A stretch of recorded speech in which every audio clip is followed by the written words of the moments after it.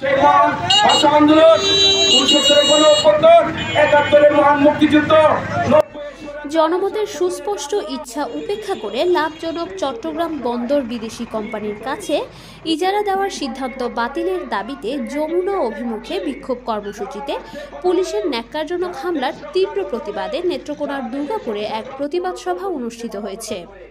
শনিবার দুপুরে সিপিবি দুর্গাপুর উপজেলা কমিটির উদ্যোগে দুর্গাপুর প্রেস ক্লাব মোড়ে এই সভা অনুষ্ঠিত হয়। ঘণ্টাব্যাপী প্রতিবাদ সভায় সিপিবি ছাত্র ইউনিয়ন, যুব ইউনিয়ন, কৃষক সমিতি, ক্ষেত মজুর সমিতি, আদিবাসী ইউনিয়ন, উদীচী শিল্পী গোষ্ঠী এবং নারী সেলের নেতৃবৃন্দ উপস্থিত ছিলেন।